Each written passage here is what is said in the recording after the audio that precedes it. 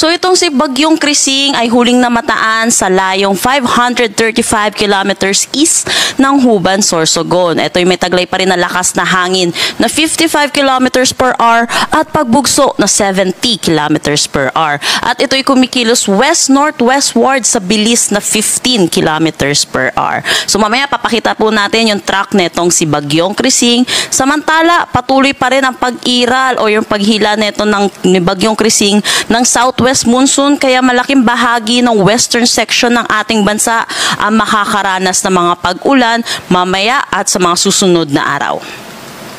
So ano po ba inaasahan natin na track netong si Bagyong Krising? So si Krising, inaasahan natin magi-intensify ito into a tropical storm category ngayong araw. At base dito sa ating track, at 2 a.m. ng July 18, 2025, nasa layong 365 kilometers east na siya ng Birac, Catanduanes.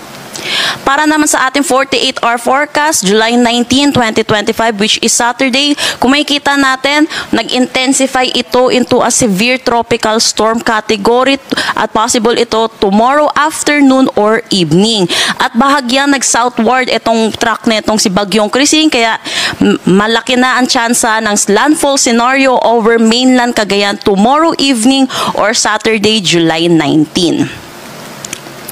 So pagdating naman ng 72-hour forecast natin, July 20, 2025, which is Sunday, nasa labas na to ng ating Philippine Area of Responsibility at inaasahan severe tropical storm pa rin ang kanyang category at ito'y mataan sa layong 285 kilometers west-northwest ng Lawag City, Ilocos Norte. Pagdating naman ng 96-hour forecast natin, July 21, 2025, nasa labas na to ng pa rin ng Philippine Area of Responsibility, layong 495 kilometers west ng Calayan, Cagayan.